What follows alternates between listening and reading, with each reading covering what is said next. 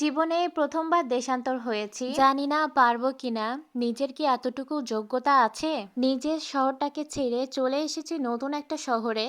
জানি না এই নতুন শহর আমাকে কিভাবে নেবে এবং কতটা পথ আমি পাড়ি দিতে পারবো এভাবে একা একা। মানুষের জীবনের চরম শিক্ষা তখনই হয় যখন সে অন্য শহরে চলে আসে নিজের জন্মভূমিকে ত্যাগ দিয়ে।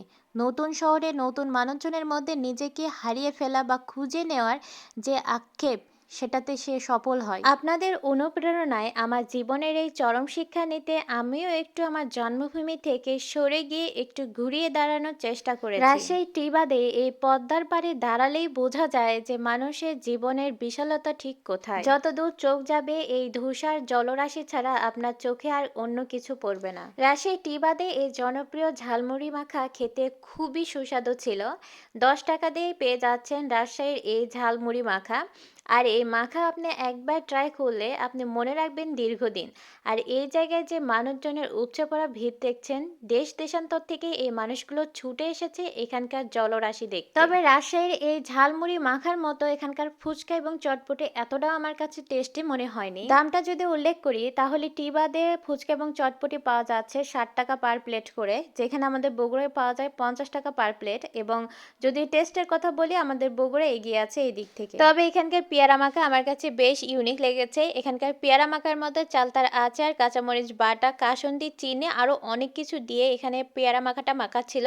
এবং এই পেয়ারা মাখা পার প্লেট পেয়ে যাচ্ছেন 50 টাকা করে। 50 টাকা হিসেবে পেয়ারা মাখার যে কোয়ান্টিটি সেটা কিন্তু একদমই ভালো পরিমাণে দিয়েছিল তারা।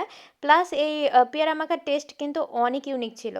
রাইট নাও আমি অবস্থান করছি রাজশাহী বোটানিক্যাল গার্ডেনে। আর এখানকার রাতের ভিউটা দেখেন চরম লেভেলের ছিল। এখানে ঢুকে আমি ট্রাই করেছি ফেরিস হুইল, যার টিকিট মূল্য ছিল 30 টাকা পার পিস। আর এই হুইলটা না স্লো বিটে ঘুরছিল না ফাস্ট ফাস্ট, একটা মিডিয়াম বিটে এটা ঘুরছিল। আর উপর থেকে নিচের দিকে তাকালে পুরো শহরটা খুবই শাইনিং শাইনিং লাগছিল দেখতে। আর রাজশাহী বলতেই কিন্তু আলোর শহর। রাতের বেলা রাজশাহী আলোকিত একটা শহর, পরিষ্কার পরিচ্ছন্নতায় সেরা। রাজশাহী শহর যেদিকে তাকাবেন শুধু পরিষ্কার পরিষ্কার দেখা যাবে এবং খুবই সাজানো গোছানো রাজশাহী শহর। রাজশাহী বোটানিক্যাল গার্ডেনে কিন্তু বসার পর্যাপ্ত পরিমাণ জায়গা আছে, ঘোরারও জায়গা আছে, বাচ্চাদের বিনোদন দেওয়ার মতো বহু জায়গা আছে। রেস্টুরেন্টে ছিল রাজশাহী বোটানিক্যাল গার্ডেনের ভিতরে। এখন যেখানে অবস্থান করছে এটা রাজশাহী বোটানিক্যাল গার্ডেনের ফ্রন্ট ভিউ ছিল। আমরা এখান থেকে রিক্সায় উঠেছি এবং আমরা এখন রাজশাহী রেলওয়ে স্টেশনের উদ্দেশ্যে রওনা দিয়েছি। রাতে এই ল্যাম্পপোস্টগুলো দেখতে এক একটা প্রদীপের শিখার মতো লাগছিল, খুবই উজ্জ্বল এবং চোখ ধাঁধানো একটা আকর্ষণীয় লুক দিচ্ছিল। রাইট নাও আমরা চলে এসেছি রাজশাহী রেলওয়ে স্টেশনে এবং এখানকার প্ল্যাটফর্মটা দেখেন এত বড়, কি আর বলবো। আর এত পরিষ্কার যে ঝকঝকে তকতকে পরিষ্কার, সাজানো গোছানো পরিপাটি রাজশাহী রেলওয়ে প্ল্যাটফর্মটা। ঢাকা ও চট্টগ্রামের পরে তৃতীয় ব্যস্ততম রেলওয়ে স্টেশন হচ্ছে এটি। রাজশাহী শিরোইল টার্মিনালে ঠিক বিপরীত পাশে অবস্থিত রেলওয়ে স্টেশনটি এবং আমার জীবনে দেখা প্রথম ব্রডগেজ রেলওয়ে স্টেশনটি এটিই ছিল।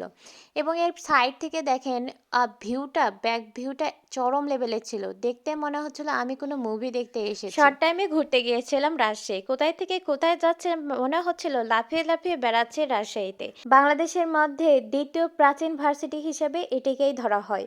এখান থেকে আমরা চলে গিয়েছিলাম নগরীর উপকণ্ঠে কাটাখালীতে। আর কাটাখালী বিখ্যাত কালাভুনার কারণে এখানে খেয়েছি কালাভুনা গরুর মাংসের এক বাটি এবং এর সঙ্গে ছিল সাদা ভাত, শসা এবং লেবুর সঙ্গে।